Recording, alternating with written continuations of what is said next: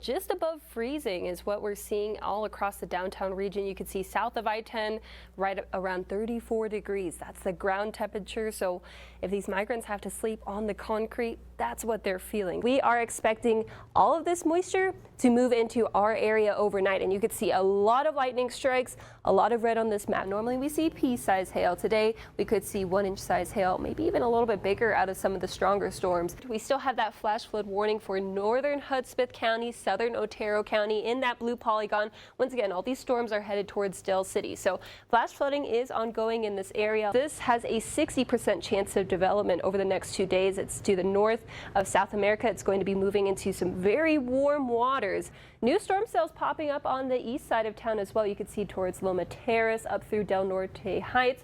A lot of lightning coming out of this particular storm cell. Heavy rain as well. It's that time of year where turkeys start getting a little bit scared because you never know if they're headed to the slaughterhouse, so they could be eaten for Thanksgiving. If you know the Mamas and the Papas, you know that song dedicated to the one I love, and one of the lyrics is, "The darkest hour is just before dawn." Well, the coldest hour is just before dawn as well. Spend the day out at the pool. That's what I did yesterday, enjoying some salsa, listening to some reggae. You know, you might want to get out there and do that too. Or you could start planning your Halloween costumes, decorate for Halloween, or barbecue some ribs out there. That's always fun and delicious too. Hello everybody, happy Thanksgiving, and yeah, we're under an ABC 7 first alert, and here is the reason why. We have a winter storm moving into our area right as we speak. Sacramento Mountain's already seeing some rain and snow. Actually more snow than rain because it is so cold up there. But I want to take you through our next couple hours, next couple days to give you an idea of what we could expect. This model zooming forward to later on midnight tonight, you could see not a lot of activity forecasted for El Paso or Las Cruces, but I'll go ahead and say we might see a shower or two, but a lot of activity up in the higher elevations. Sacramento Mountain's supposed to get a lot of snow overnight tonight into tomorrow as well. Some areas over a whole foot of snow. Some areas could see up to 20 inches of snow, according to multiple model runs. This is a look at tomorrow morning, 5 o'clock. You could see some more scattered activity across most of our counties, Doña Ana County, Sierra County as well. El Paso looking dry at that hour, but a lot more activity, especially if you head off to Culberson County up to the Sacramento Mountains. We'll get more chances for rain throughout the day, snow throughout the day. This is 12 o'clock on your Friday.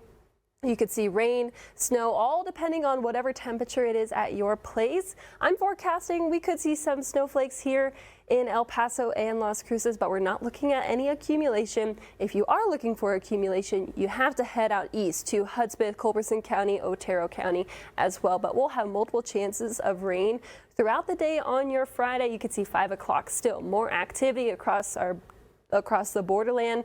That activity not going anywhere until about Saturday morning. This is 6 o'clock. You could see much drier for Las Cruces, cloudy for El Paso, and that winter storm is going to be pushing off to the east, and we'll be just left over with a bunch of snow up in the mountains. Good for some skiers. So if you want to head up there this weekend, might be a good idea for that. Here's a look at our Future Track snowfall model, and you can see this is showing the accumulation. This is through tomorrow morning. You could see some areas already getting about 3 inches of snow, 4 inches of snow out there in Guadalupe Pass. This model showing by 10 o'clock on Friday, nearly 7 inches in Guadalupe Pass, 4.5 in Ruidoso. Of course, this will change depending on your elevation and height. The higher you are, you can see the pinks representing greater than 10 inches of snow. Tomorrow looks like this, breaking it down. Cool to start, but not really getting warm at all. Temperatures only going to be in the mid-40s for you tomorrow. I'm forecasting a high of 46 for you on your Black Friday. So if you're going to be getting that deal, that good deal, make sure you are bundled up and prepared just in case we do see rain or maybe even some snow across the region. U70 forecast sponsored by Mattress Firm looks like this. You can see tomorrow highs cold. It will be a cold day, miserable day, in my opinion. Maybe some people like it, I don't know. Let me know if you like it. And then after Friday, we're going to be drying out. Temperatures returning back into the 60s. It'll feel a lot better.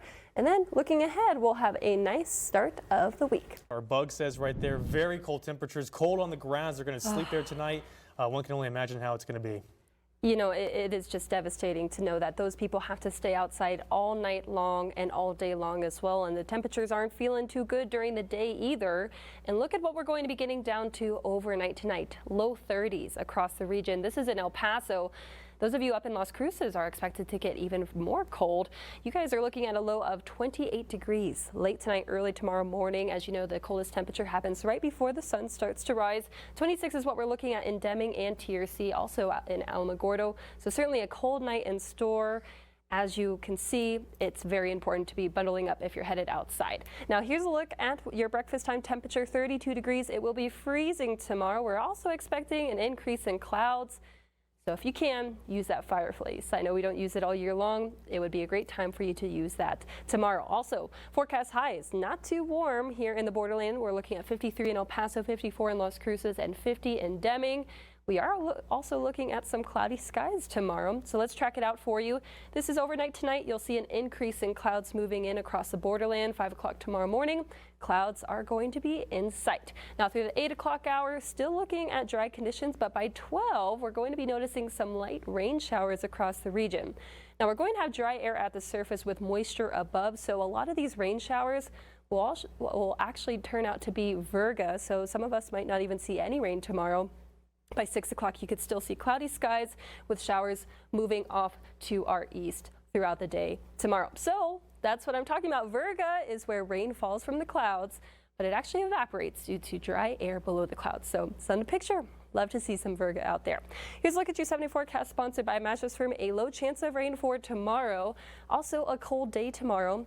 Hanukkah technically starts tomorrow at sunset, but I have the icon for you on Monday because that's the first full day of Hanukkah. Temperatures are slightly warmer through Thursday. First day of winter is on Wednesday. And then look at Friday. A high temperature in the 40s. Today, my photographer David Moreno and I skipped the newsroom and instead enjoyed a day of Red Arrow Flight Academy training. But little did I know I would turn into a pilot of this Piper Archer on my very first day. After a quick lesson, up, down, left, right, and the mandatory checklist was complete, we began taxiing to the runway. Right, we are on the runway. It is runway 28. You saw the big numbers? Because we are facing the direction 28. Go ahead and start pushing forward. On the yoke, I should be outside. Keep going, keep going, keep going, keep going, keep going, all the way till it stops, all the way, all the way, all the way. Keep going, there you go, go. Right, you can look, picking up speed. It's gonna be a little bit bumpy today because it is hot. All right, you're flying an airplane.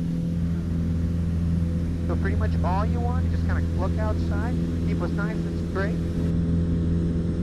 Try to do it with one hand. You really You really don't need two. It's not about strength. It's about finesse. So just kind of nice and easy with the aircraft. The aircraft's going to do exactly what you want. We're starting off at 4,100 feet. That's MSL. We're going to turn to the right now. Now, unlike a car you need to keep the turn in, right? After a while, you just neutralize again, and she'll keep turning because she's in a bank. The instruments are there just to verify what you're doing. Because most of the information out here. You see the Oregon Mountain right in front of us? Just go straight to them. Looking really good. After flying towards the Oregon Mountains, we turned towards West El Paso to fly over the TV station. We could go wave say hello to them. And after passing the TV station, we began heading back to Santa Teresa.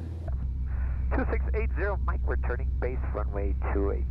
I personally let the pilot take charge for the landing. As a meteorologist, anytime I'm on a plane, I need the window seat to look outside at the clouds and geography. It's almost a rule, but being in the front seat, that was a game changer. Maybe a career as a pilot is in my future too. Katie Frazier, ABC 7. 1, 2, 3.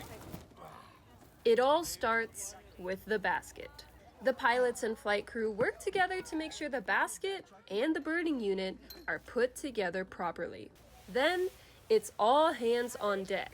The balloon, which is known as the envelope, is spread out along the field. Next, the pilot uses a fan to inflate the inside of his envelope. Friends, family, pilots, and their crew work together to make sure everything is in place before the flight. Once they feel the envelopes are inflated enough, the pilot will ignite his burners to warm the air inside, making it less dense than the outside air, which allows it to float. One final check, and we're off. Finally up in the sky, we were treated to a bird's eye view of the borderland. Well, welcome to my office. It takes 10 hours of flight time and instructions to get a private license, and it takes 35 hours of flight time and instructions, and you got to pass several FAA exams. You got an FAA examiner that does a check ride with you, so then you get your license. Captain Bubba is a commercial pilot and has flown all shapes and sizes of hot air balloons. A polar bear, a tennis shoe, and an eagle are just some of the 50-plus balloons he's piloted in his life. He's flown all over the world and has participated in the Albuquerque International Balloon Fiesta for 23 years. You can't fly a balloon with X amount of people in it if you don't have so many hours in that balloon.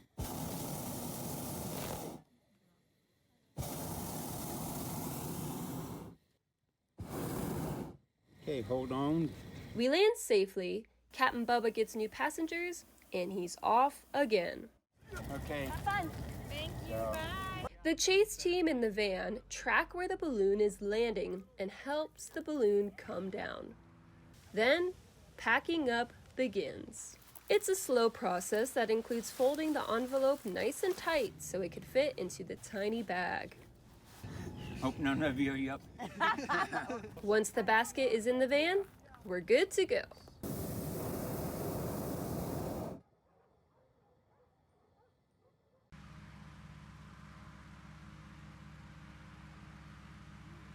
Landed over there and traded out. Oh. And then popped back up and went back.